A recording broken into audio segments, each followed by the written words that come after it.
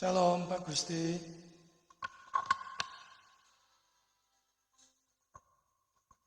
Shalom Pak Anto.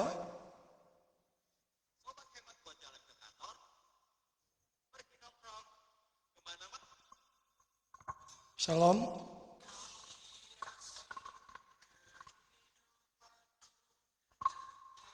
Bisa dengar suara saya? Pak Anto bisa nyalakan kamera? Ya, bisa dinyalakan Pak. Ini Pak Anto yang GKI ya? Oh ya. Bentar kita tunggu yang lain ya.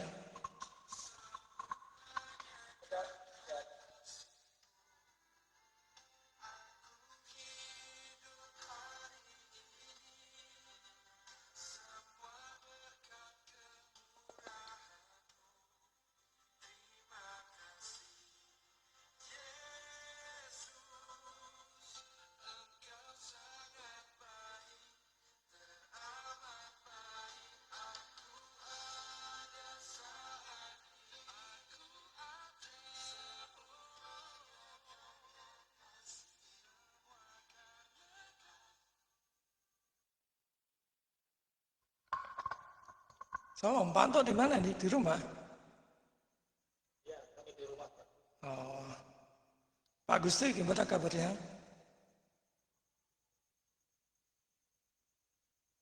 Oh, mic-nya mati Pak.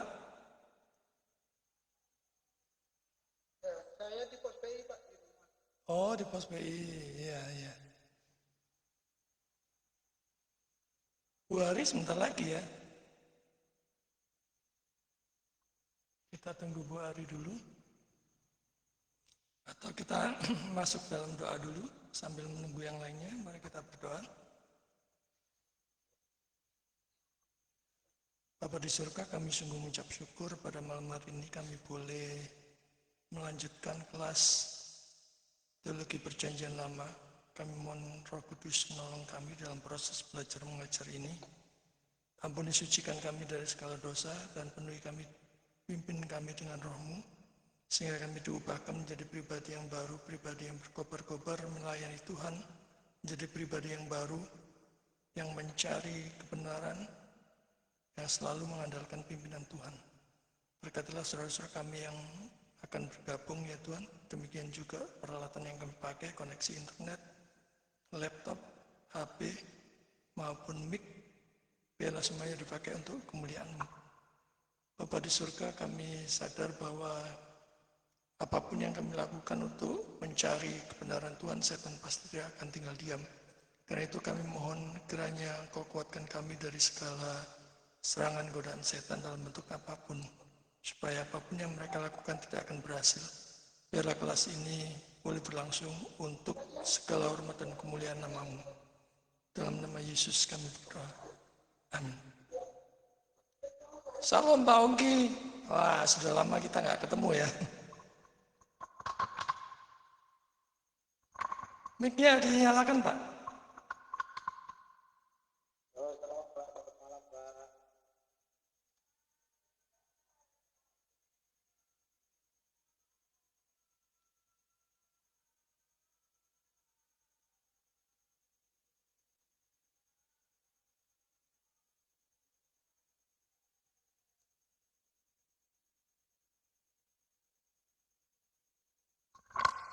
Itu ada Pak Gusti dengan Pak Eko di Bali, bisa disapa. Pak Ongki sekarang di mana? Purwokerto ya? Oh mati Pak Mika. Purwokerto, Pak. Oh di Purwokerto. Gimana kabar pelayanannya? Ya, Pak. Kabar pelayanannya gimana? Tuhan berjalan baik, Pak. Puji Tuhan. Banyuwangi sudah selesai, berarti sekarang mulai lembaran baru di Purwokerto. Iya, Pak. Kalau Pak Eko ini di Jemberana sama Pak Gusti. Gitu. Ya, ya, Pak.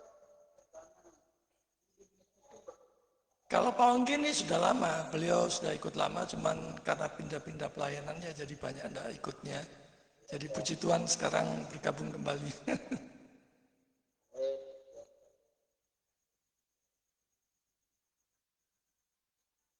Kita tunggu 2 menit lagi. Pak Eko, kalau ada teman-teman dari GKI yang mau bergabung, silakan. Silakan dikirimi linknya aja, nggak apa-apa.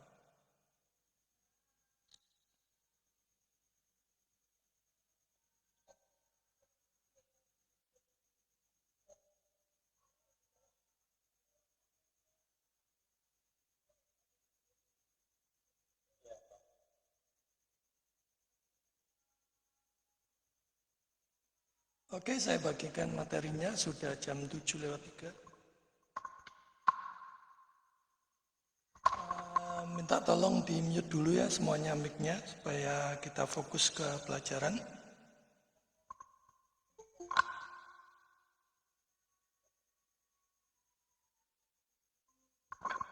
Salam Bu Jesi, kita baru mau mulai.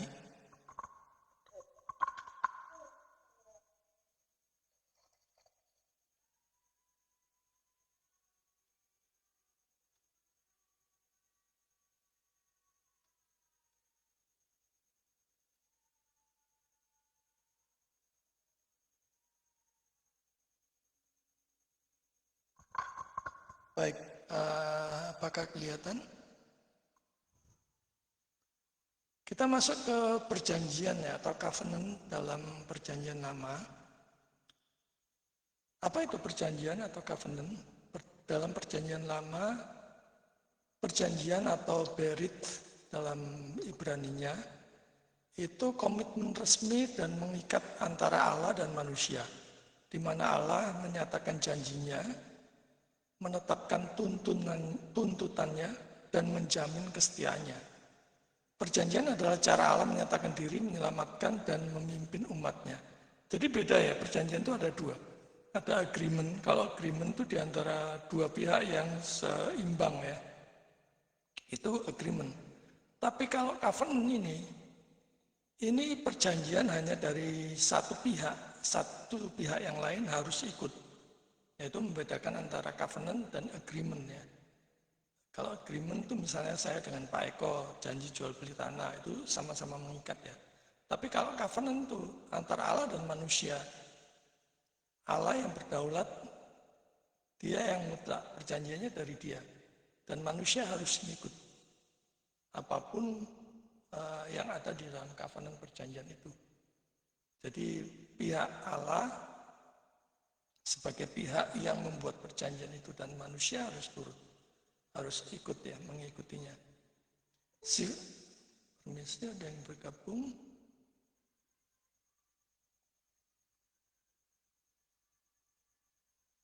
Salam Bu Miska, kita baru mulai. Jadi saya ulang ya, perjanjian itu perjanjian itu ada dua ya, ada agreement, ada covenant. Kalau agreement itu perjanjian dua belah pihak yang seimbang ya, yang setara. Saling mengikat ya. Tapi kalau covenant itu dari inisiatif Allah.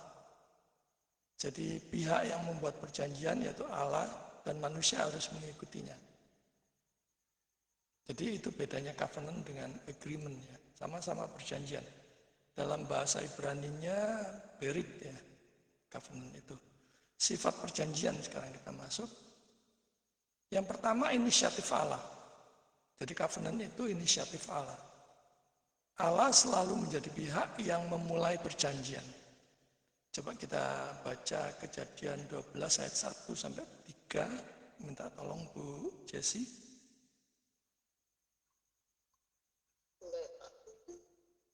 Permisi sebentar. Berfirman Tuhan kepada Sebentar, ada yang bergabung. Pak Max. Salam Pak Max, kita baru mulai. Ya, lanjut Bu, Kejadian 12 ayat 1 sampai 3.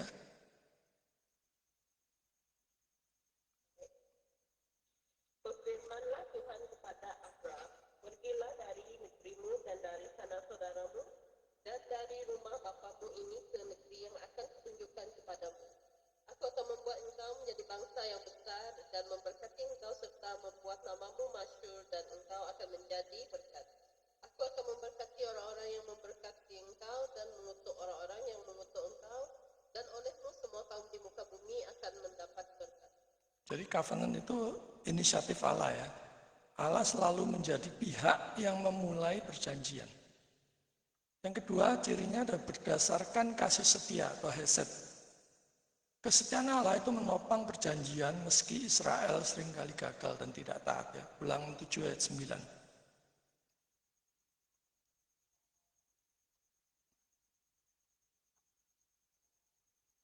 Sebab itu haruslah kau ketahui bahwa Tuhan Allahmu, Dialah Allah yang setia, yang memegang perjanjian dan kasih setianya terhadap orang yang kasih kepadanya dan berpegang pada perintahnya sampai kepada beribu-ribu keturunan.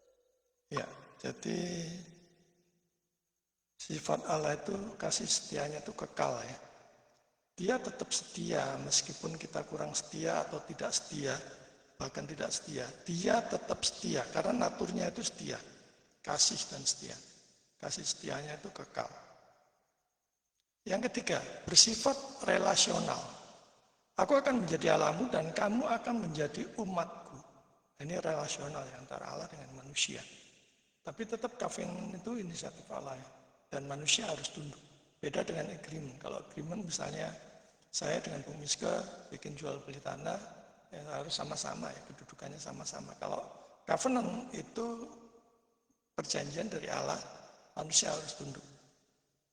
Yang keempat, mengandung janji dan tuntutan. Misalnya berkat dan kutuk, tadi sudah dibacakan ya. Yang kelima, mengarah pada penebusan. Semua perjanjian itu menunjuk kepada Mesias. Jadi perjanjian-perjanjian terhadap para nabi dan Israel umatnya itu merujuk kepada Mesias.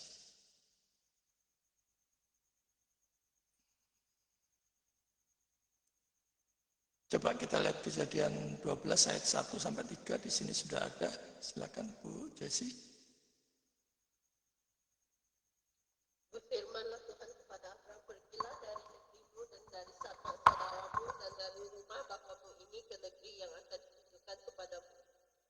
Aku akan membuat engkau menjadi bangsa yang besar dan memberkati engkau serta membuat namamu masyhur dan engkau akan menjadi berkat. Aku akan memberkati orang-orang yang memberkati engkau dan mengutuki orang-orang yang mengutuki engkau.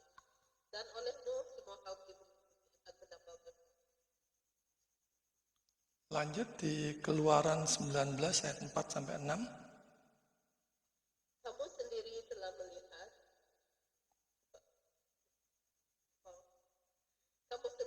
melihat apa yang kulakukan kepada orang Mesir dan bagaimana aku telah mendukung kamu di atas sayap Raja Wali dan membawa kamu kepadaku. Jadi sekarang jika kamu sungguh-sungguh mendengarkan firman-Ku dan berpegang pada perjanjian-Ku, maka kamu akan menjadi harta kesayangan-Ku sendiri dari antara segala bangsa.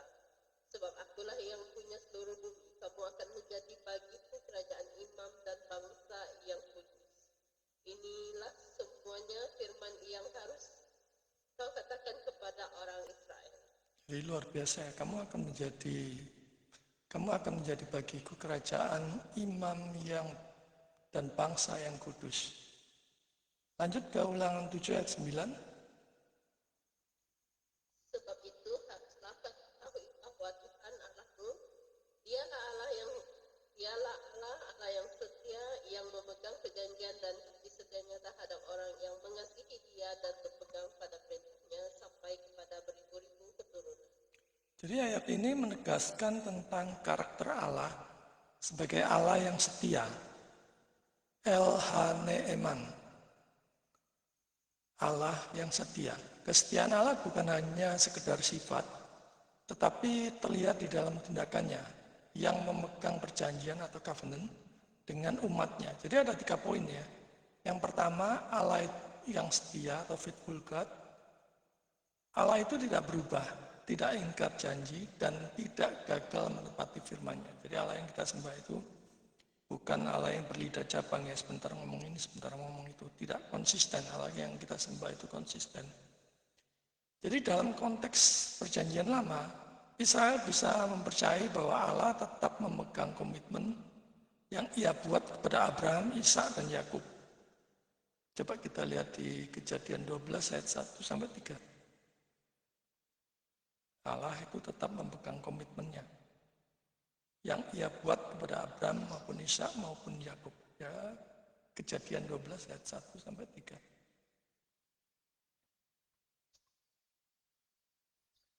Berfirmanlah Tuhan kepada Abraham, pergilah dari negerimu dan dari sanak saudaramu dan dari rumah bapakmu ini ke negeri yang akan kutunjukkan kepadamu.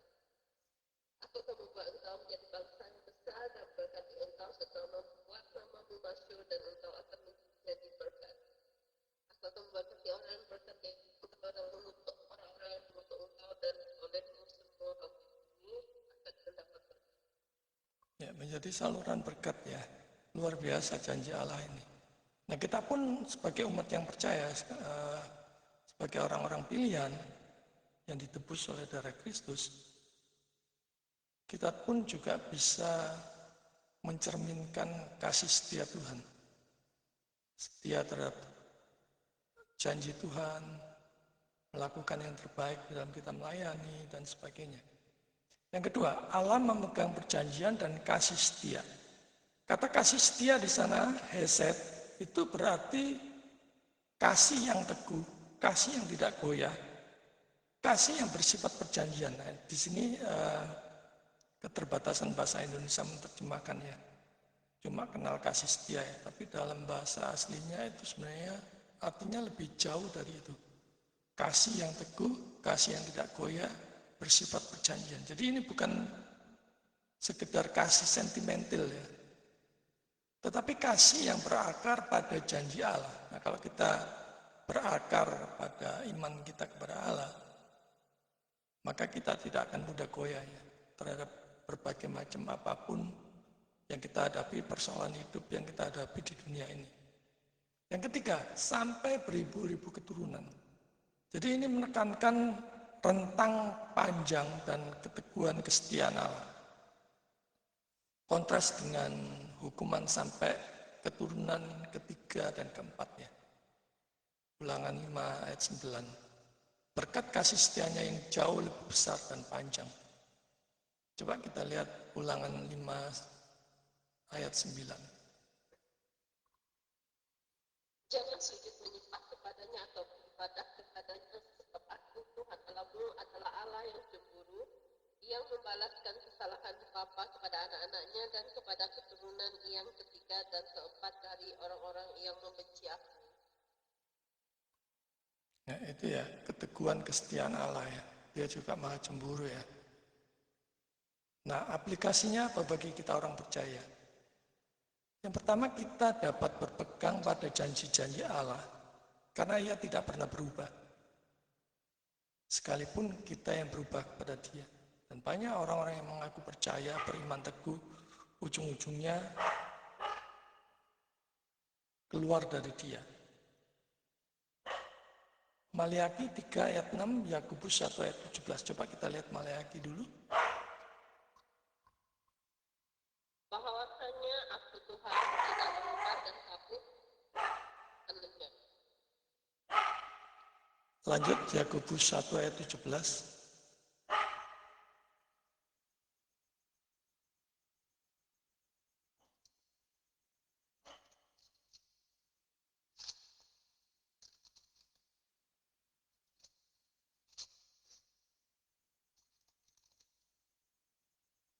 Setiap pemberian yang baik dan setiap anugerah yang sempurna datangnya dari atas, diturunkan dari Bapa segala terang, padanya tidak ada perubahan atau bayangan kerana pertukaran. Semua anugerah, semua pemberian Allah itu baik dan sempurna ya. Kita tidak perlu meragukannya ya. Jadi kita bisa percaya apapun yang terjadi dalam hidup kita ini semua dikerjakan bersama-sama untuk mendatangkan kebaikan kita. Sekalipun mungkin saat ini kita belum melihat apa kebaikannya bagi kita. Tapi kalau kita orang percaya, janji itu berlaku buat kita. Yang kedua, ketaatan kita adalah respon terhadap kesetiaan Allah. Jadi bukan syarat supaya Allah mengasihi. Kalau orang percaya bisa taat kepada Tuhan, itu 100% pasti dari Dia. Kalau kita bisa berbuat baik, itu juga 100% dari Dia.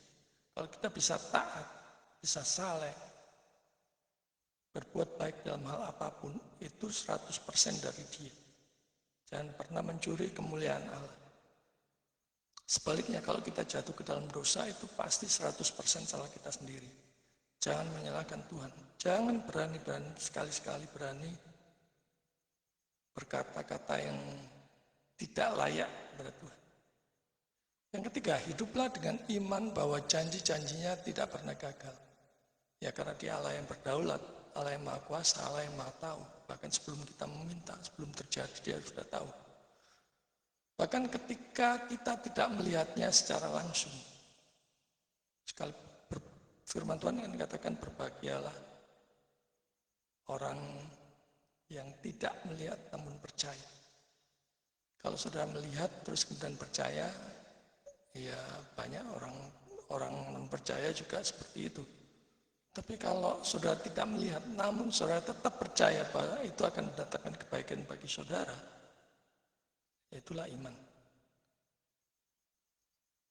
Keluaran 6 ayat 7. Aku akan mengangkat kamu menjadi umatku dan aku akan menjadi Allahmu. Dan kamu akan mengetahui bahwa akulah Tuhan Allahmu yang membebaskan kamu dari bawah beban orang Mesir. Jadi ayat ini berada di dalam konteks ketika Allah meneguhkan kembali janji-janjinya kepada Musa dan Israel yang sedang menderita di dalam perbudakan Mesir. Jadi di sini Allah memperjelas inti dari perjanjiannya dengan umatnya.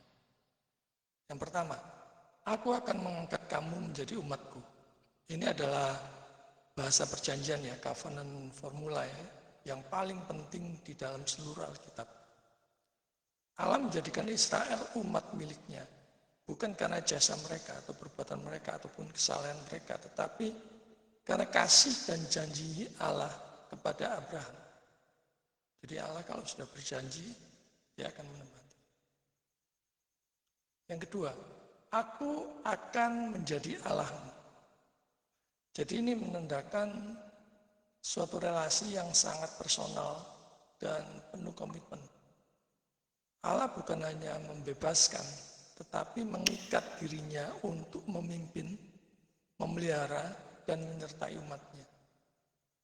Jadi formula covenant ini muncul berulang-ulang di dalam Alkitab dan menjadi dasar perjanjian baru juga.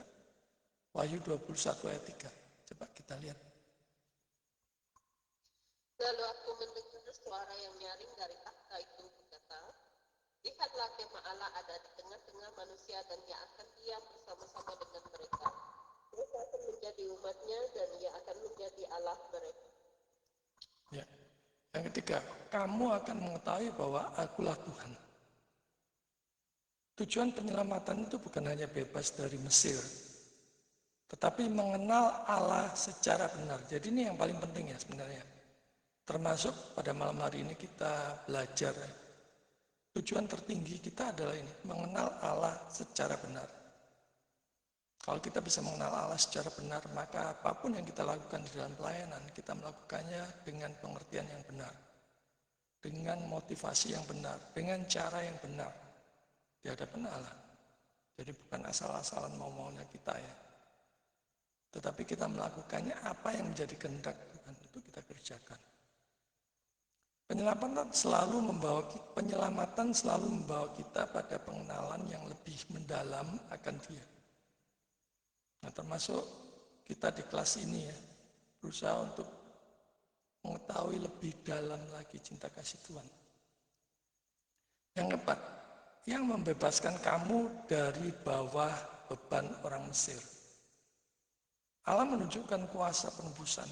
Jadi di dalam PL, pembebasan dari Mesir adalah gambaran penebusan terbesar sebelum salib. Sedangkan dalam perjanjian baru, Kristus membebaskan kita dari dosa seperti Israel bebas dari Mesir. Ini makna teologisnya yang kita dapat ya. Dalam PL, Israel dibebaskan dari Mesir. Dalam PB, Kristus membebaskan kita dari dosa seperti Israel bebas dari Mesir. Nah, lantas aplikasinya buat kita yang percaya, Allah mengundang kita di dalam hubungan perjanjian bahwa Dia Allah kita. Kita adalah umatnya. Yang kedua, penyelamatan bukan hanya pembebasan dari masalah, tetapi agar kita mengenal Allah lebih dalam. Yang ketiga, kita dapat percaya bahwa Allah tetap bertindak sebagai pembebas dan penolong di dalam hidup kita. Jadi kalau kita sudah mengenal kebenaran Allah, kita percaya bahwa Dia adalah Allah yang berdaulat, Allah yang maha kuasa, Allah yang maha tahu. Sekalipun banyak cobaan yang menghantam kita dalam hidup ini, kita percaya bahwa Dia akan membebaskan kita. Dan kita bisa percaya akan janjinya. Kita lihat sekarang perjanjian-perjanjian utama di dalam PL ya. Yang pertama perjanjian dengan Nuh. Nanti saudara bisa baca di Kejadian 9 ayat 8 sampai 17. Perjanjian dengan Nuh itu bersifat universal untuk seluruh bumi. Janjinya adalah Tuhan tidak akan memusnahkan dunia dengan air bah lagi. Tandanya adalah pelangi. Yang menekankan anugerah umum ya. General secara umum ya. Kemudian yang kedua, perjanjian dengan Abraham. Saudara bisa baca di Kejadian 12, kemudian Kejadian 15 dan Kejadian 17. Janjinya apa dengan Abraham? Janji tadi kita baca keturunan, tanah. Allah menjadi Allah bagi Abraham dan keturunannya. Kemudian berkat bagi segala bangsa. Coba kita lihat Kejadian 12 ayat 3.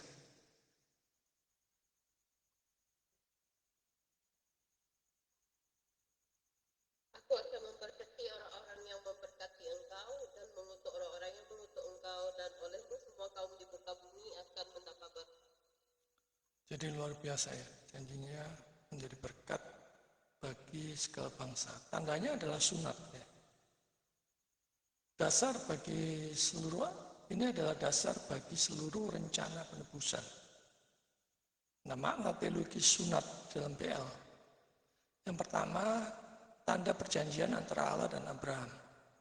Surat pertama kali itu diperintahkan di dalam Kejadian 10, Kejadian 17 ayat 10 sampai 11 sebagai tanda lahiriah bahwa Abraham dan keturunannya adalah umat perjanjian Allah. Sunat menegaskan identitas Israel sebagai umat pilihan yang hidup dalam relasi khusus dengan Allah. Coba kita lihat Kejadian 17 ayat 10 sampai 11. Inilah perjanjian yang harus dilakukan, perjanjian antara aku dan kamu serta keturunanmu, yaitu setiap laki-laki di antara kamu harus disunat. Haruslah dikerat kulit katanya, haruslah dikerat kulit katanmu, dan itulah akan menjadi tanda perjanjian antara aku dan kamu.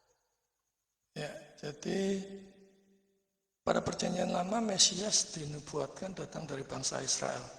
Maka untuk menjaga kemurnian Israel, itu mereka dijaga dengan berbagai macam upacara, termasuk sunat ini ya.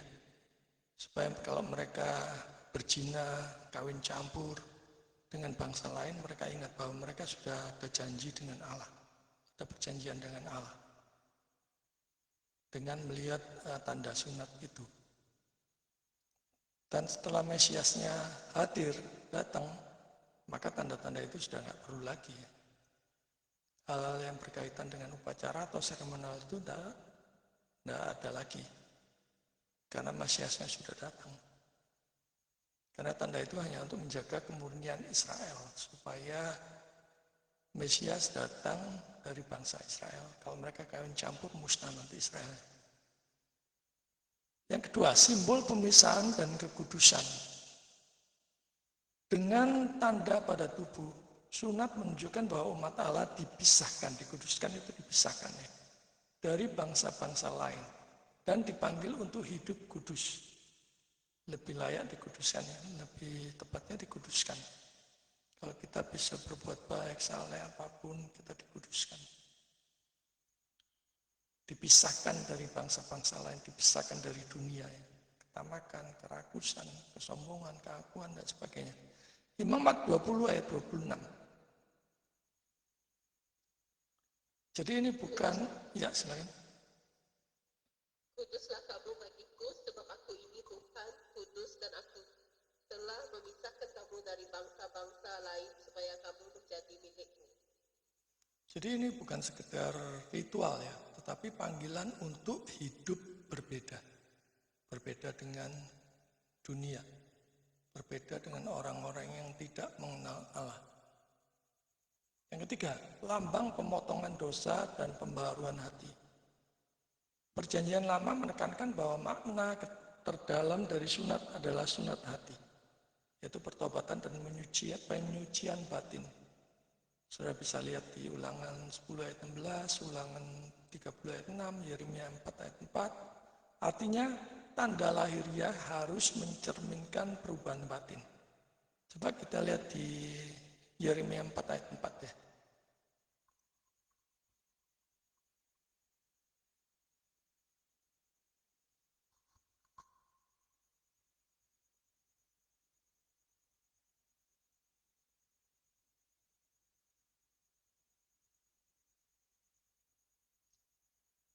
Sunatlah dirimu bagi Tuhan, dan jauhkanlah kulit-katan hatimu, hai orang Yehuda dan penduduk Yerusalem, supaya jangan murkaku mengamuk seperti api dan menyala-nyala dengan tidak ada yang memadamkan, oleh kerana perbuatan-perbuatanmu yang jahat. Ya, jadi artinya tanda lahiriah harus mencerminkan perubahan batin. Yang keempat, menggarisbawahi janji keturunan dan kesetiaan Allah. Sunat diberikan di organ reproduksi untuk menandakan bahwa janji Allah tentang keturunan atau mesianis akan diteruskan. Dan Allah setia pada perjanjiannya dari generasi ke generasi. Ya kalau sekarang orang Kristen mau sunat mau tidak, tidak masalah ya. Asalkan jangan mengartikannya secara rohani. Misalnya untuk kesehatan, untuk kebersihan, tidak apa-apa. Jangan supaya lebih saleh, lebih dekat dengan Tuhan. Tidak ada ya, karena Kristus sudah datang. Segala hukum ceremonial law itu sudah dihapuskan ya. Yang masih berlaku adalah moral law.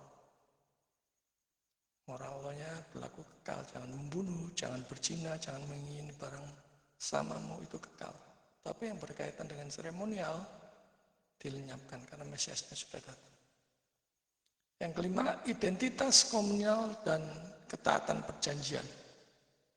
Sunat menjadi syarat masuk ke dalam komunitas perjanjian itu. Keluaran 12 ayat 48.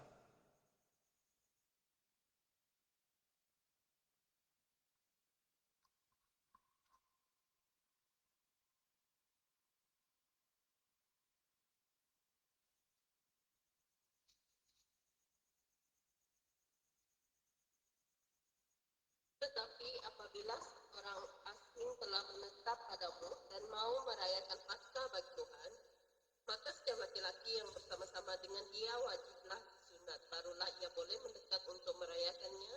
Ia akan dianggap sebagai orang asli, tetapi tidak seorang pun yang tidak bersunat boleh memakannya. Jadi itu syarat masuk ke dalam komunitas mereka ya. Mereka yang tidak disunat dianggap melanggar perjanjian. Artinya sunat melambangkan ketaatan dan kesetiaan pada firman Allah. Kejadian 17 ayat 14.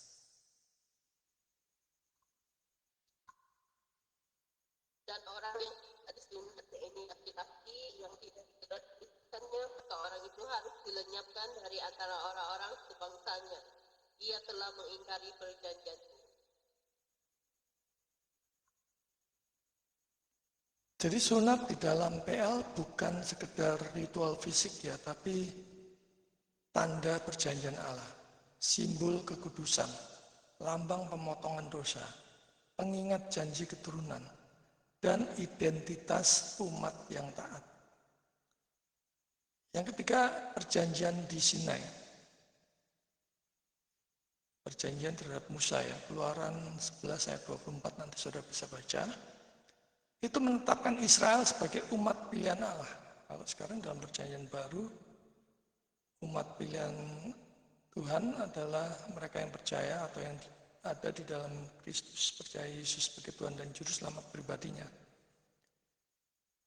Menetapkan Israel sebagai umat pilihan Allah, berisi hukum Taurat, ibadah, dan etika hidup umat manusia.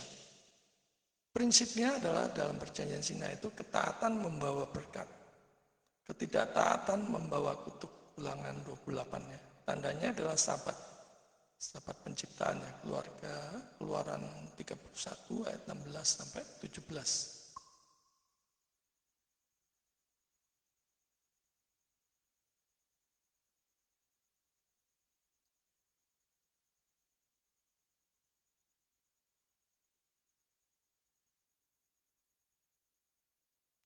Keluaran 31 ayat 16 sampai 17 sudah ketemu?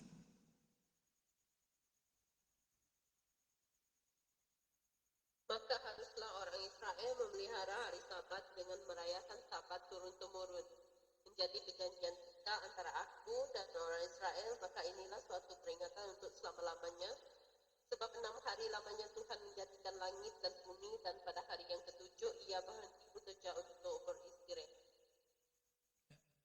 Yang keempat, perjanjian dengan Daud, 2 Samuel 7 ayat 12 sampai 16 dan Mazmur 89 ayat 3 sampai 4. Mazmur 89 ayat 3 sampai 4 dulu kita lihat ya. Perjanjian dengan Daud ini apa saja?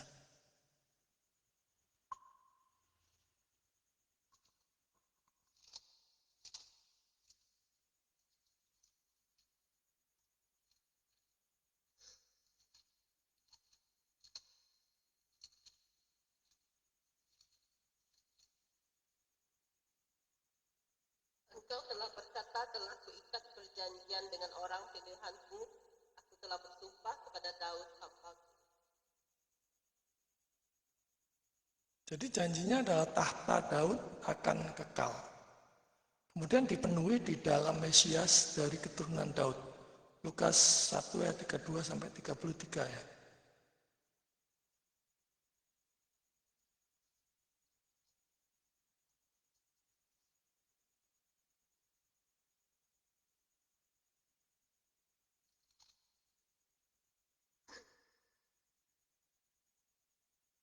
Ia akan menjadi besar dan akan disebut anak Allah yang maha tinggi. Dan Tuhan Allah akan mengaruniakan kepadanya tahta Daud bapa leluhurnya, dan ia akan menjadi raja atas kaum keturunan Yakub sampai selama-lamanya, dan kerajaannya tidak akan berkesudahan. Ya, dipenuhi di dalam Mesias ya dari keturunan Daud. Kemudian menyoroti aspek kerajaan Allah. Jadi janjinya tahta Daud akan kekal, dipenuhi dalam Mesias dan menyoroti aspek kerajaan Allah. Jadi kita melihat tujuan utama dari perjanjian PL itu yang pertama menyatakan karakter Allah yang setia, kudus, penuh kasih. Nah, di dalam pelayanan juga kita bisa meniru karakter Allah yang sejati, menyatakan karakter Allah bukan karakter kita. Setia, kudus, dan penuh kasih. Membangun hubungan pribadi dengan umatnya. Menjaga umat sampai datangnya Mesias. Menunjukkan pola keselamatan. Bukan karena usaha manusia atau perbuatan baik manusia apapun. Tetapi anugerah plus respon ketaatan. Jadi perjanjian ini mau saya tegaskan ya responnya. Kalau kita bisa respon kasih Tuhan, kita bisa taat, bisa saleh, bisa berbuat baik. Selalu sadari bahwa itu adalah 100% dari Dia. Baik kemampuan dan kemauan itu Tuhan yang menggerakkan. Sehingga kita tidak berhak sama sekali untuk membanggakan diri. Oh, kalau pelayanan tidak ada aku, enggak bisa. Karena semuanya itu dari Dia, oleh Dia, dan bagi Dia, saudara. Perjanjian dalam PL adalah cara Allah mengatur relasi, memelihara umat, dan menjalankan rencana penebusan. Semua perjanjian ini berkumpul, memuncak, dan digenapi di dalam perjanjian baru, di dalam Yesus Kristus. Yeremia 31 ayat 31 sampai 34, Lukas 22 ayat 20. Kita lihat di Lukas ya. Lukas 22 ayat 20.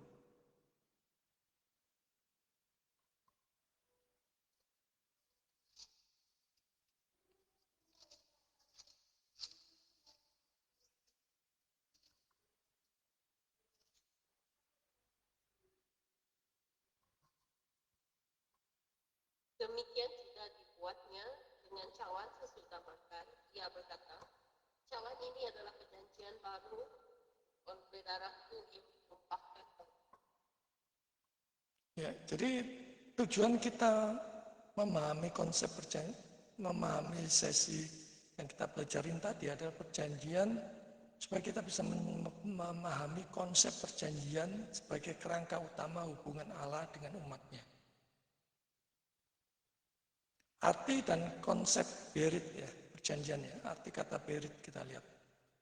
Berit itu dari istilah Ibrani yang berarti perjanjian, yaitu sebuah komitmen yang mengikat antara Allah dan manusia, antara dua pihak yang disahkan dengan sumpah, janji, dan seringkali dengan tanda khusus. Tadi ada yang tanda sunat, ada yang tanda pelangi, dan lain-lainnya. Dalam Alkitab, berit itu lebih dari sekedar kontrak. Itu berarti relasi yang sakral, yang diinisiasi oleh Allah. Inisiatifnya Allah ya. Konsep teologis berit di dalam PL, Allah yang menginisiasi perjanjian, Allah yang mendahului, yang menginisiatifkan perjanjiannya. Allah selalu menjadi pihak yang memulai perjanjian.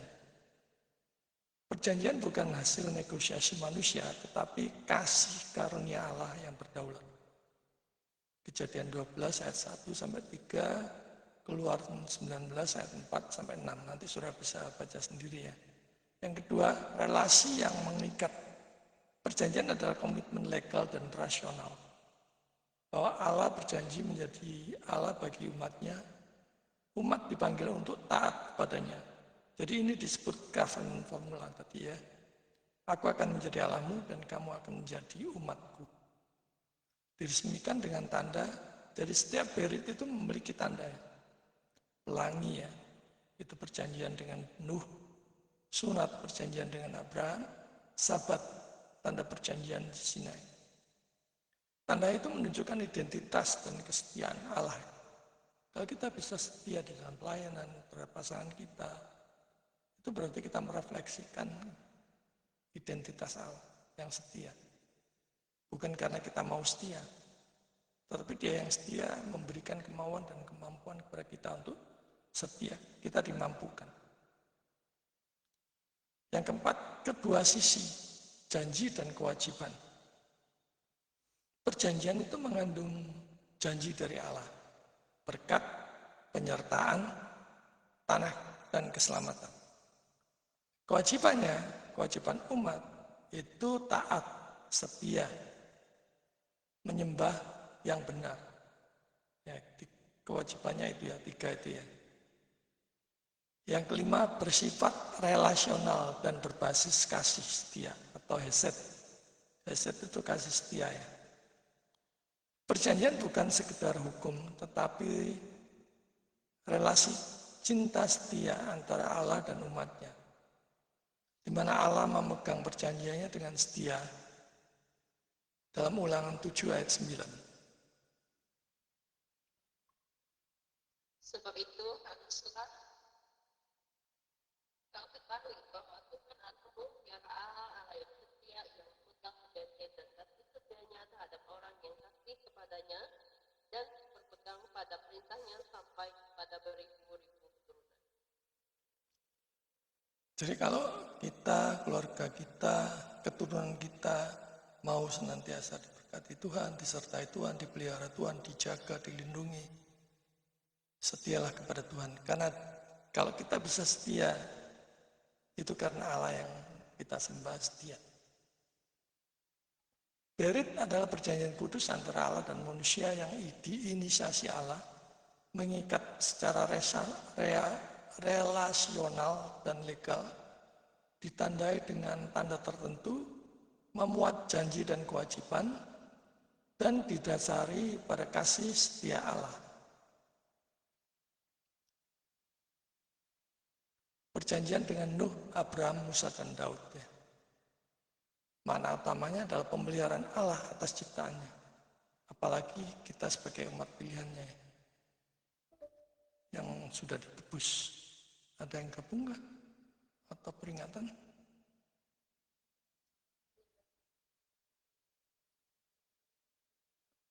Oke, kurang sedikit.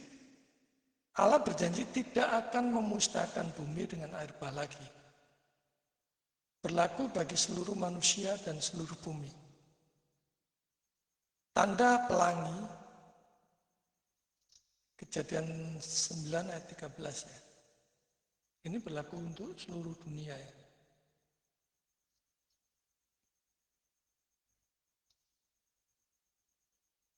Busurku taruh di awan supaya menjadi tanda perjanjian antara aku dan bumi. Ya, jadi ini bukan kita artikan loh, kayak seperti di mana itu, di Tapanuli itu banjir bandang masih terjadi banjir, meskipun sudah ada tanda pelangi. Artinya tidak ada lagi banjir yang dahsyat seperti zaman Nuh ya.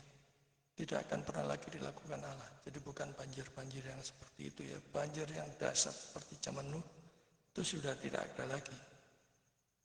Menekankan anugerah umum dan kesetiaan Allah kepada ciptaan. Jadi kemarin kita belajar ada anugerah umum, ada anugerah khusus. Anugerah umum itu kita bisa, semua orang bisa melihati, bisa menikmati matahari yang sama, hujan yang sama, kesuburan tanah yang sama, kemudian bisa melihat keindahan alam, merasakannya. Kalau khusus itu hanya ada di dalam pribadi Kristus Juru Selamat kita. Mengerti kasih Allah yang sebenarnya di dalam karya penebusan yang agung dari Yesus. Nah, itu anugerah khususnya. Bedanya anugerah umum dan anugerah khusus. Kurang 1 menit mungkin bisa saudara baca sendiri ya. Tinggal sedikit. Nanti materinya saya bagikan. Oke, silakan nyalakan kameranya.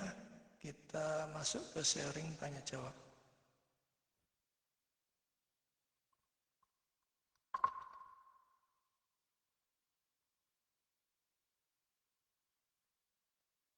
Kurang 13 menit.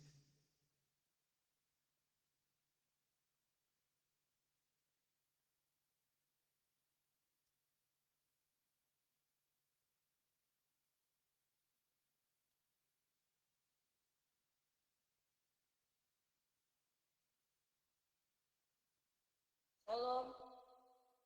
Ya, salam, silakan. Mungkin saya ingin berbagi soal yang tadi yang mendatangkan kebaikan ya, Roma 8 ayat 28. Kadang-kadang kita sebagai jemaat belum mengenal, maksudnya apa sih isi yang di Roma 8 28. Kadang-kadang, oh ya, memang saya percaya Yesus, tetapi bagaimana cara kita untuk mengasihi Allah? Mungkin kita peka dengan terhadap apa yang Tuhan berbuat, seperti itu. Pertanyaan apa? Bagaimana? Bagaimana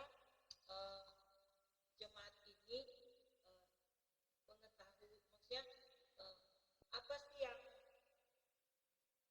mendatangkan kebaikan?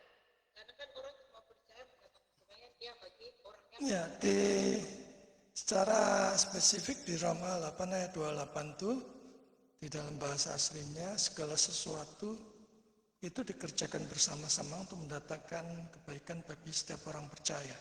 Jadi kalau kita orang percaya, janji itu berlaku buat kita. Kalau saudara tidak percaya kepada Yesus, janji itu tidak berlaku buat saudara. Dan segala sesuatu itu artinya apa saja, baik itu kesenangan, baik itu godaan, baik itu kebangkrutan, sakit penyakit, kesedihan, itu apa saja, itu akan mendatangkan kebaikan bagi kita, sekalipun kita sekarang belum tahu apa kebaikannya buat kita. Tapi kita percaya bahwa itu akan mendatangkan kebaikan buat kita. Paling tidak kalau nanti kita di surga kita tahu kebaikannya. Oh, kebaikannya itu dari dulu itu saya mengalami penderitaan itu seperti ini. Kalau sekarang sudah mengalami penderitaan macam apapun, saudara cukup percaya saja bahwa penderitaan itu pun akan dikerjakan Allah bersama-sama untuk mendatangkan kebaikan kita. Sekalipun sekarang kita belum tahu kebaikannya apa bagi kita, tapi janji itu buat kita, jadi percaya saja. Dan itu seharusnya mendorong kita untuk tidak takut, cemas, khawatir menghadapi berbagai macam pergumulan ya. Roma 8:28 ya. Sama satu lagi yang penting, coba Ibu bacakan Roma 11 ayat 36.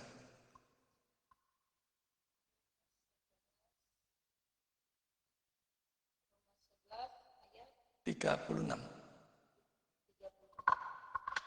Sebab segala sesuatu adalah dari Dia dan oleh Dia dan kepada Dia, bagi Dialah kemuliaan sampai selama-lamanya. Nah, kalau kita percaya semuanya itu dari Dia, maka kita mau bangkrut, kita mau sakit, itu semua dari Dia. Dia yang memelihara kita, Dia yang menciptakan kita. Ya tentu kita tetap bertanggung jawab ya, tidak jatuh dalam fatalisme ya.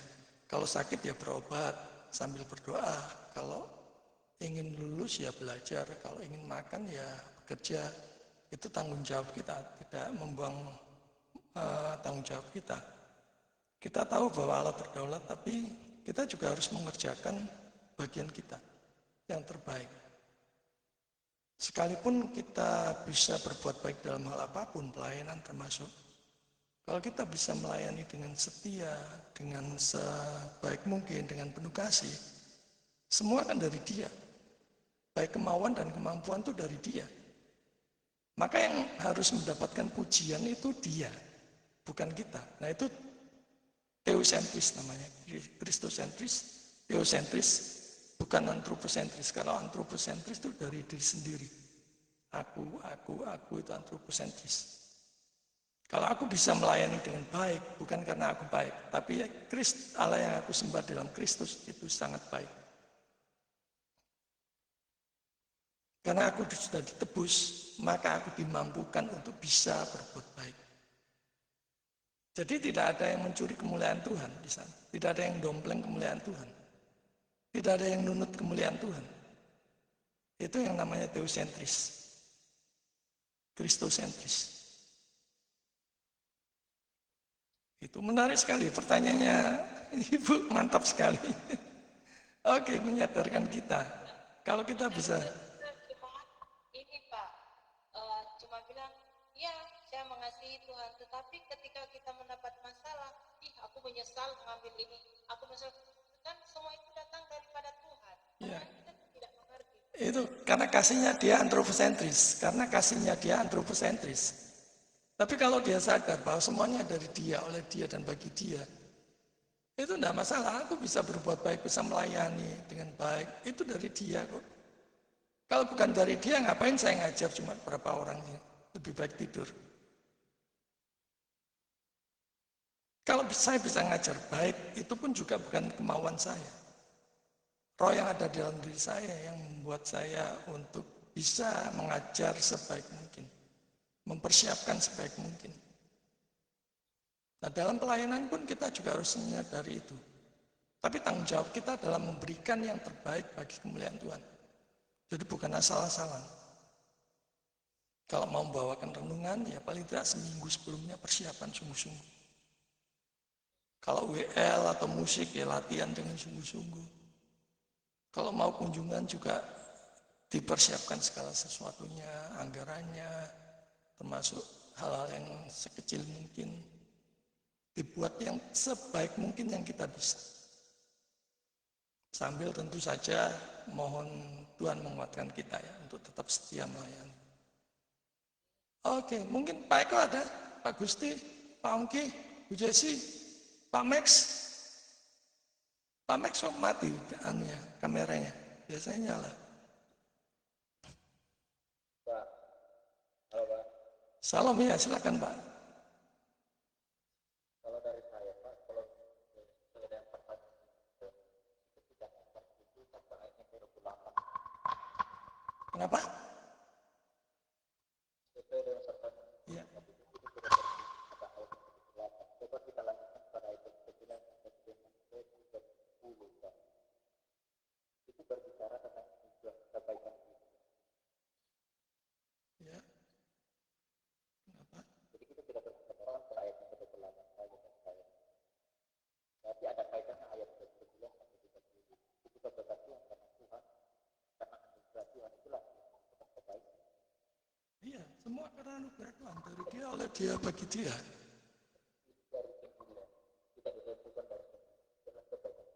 Iya. Betul. 100% kalau kita bisa berbuat baik dalam hal apapun, itu 100% dari dia. Kalau kita jatuh ke dalam dosa, itu 100% salah kita sendiri. Itu dua prinsip yang mesti kita ingat. Kita bisa melayani, bisa setia. Itu bukan karena kita setia, tapi Tuhan yang membuat kita setia, membuat kita giat, sukacita, dan sebagainya. Seperti malam ini saudara capek-capek untuk masuk dalam kelas ini ya. Itu bukan kemauan saudara, ada Roh Kudus yang menggerakkan saudara untuk belajar. Sama saya dulu awal-awal masuk kelas teologi awam itu pertemuan ketiga sudah mau keluar saudara. Gak tahan gitu. Tapi ada suara di dalam hati, kamu belajar. Nggak tahunya saya sampai 5 tahun belajar di sana. Pada pertemuan ketiga sebenarnya saya sudah mau keluar, sudah nggak tahan karena saya dari gereja yang maaf kata khotbahnya datar-datar aja gitu ya. Kemudian dapat yang mendalam pengajarannya gitu, nggak tahan gitu. Ibaratnya masih bayi rohani dikasih makan yang keras gitu ya, kelolotan gitu ya. Tapi kita yakin bahwa Roh Kudus itu memampukan kita, sekalipun kita kurang berpendidikan, kurang pandai bicara. Roh Kudus yang memperlengkapi kita dalam pelayanan. Jadi kita tidak perlu gentar, tidak perlu takut ataupun gentar. Kita sudah dipilih Allah, sudah pilih Tuhan, Tuhan pasti memampukan kita, memperlengkapi kita dan sebagainya. Terima kasih Pak Angki, mantap sekali. Pak Gusti, silakan Pak. Sharing Pak.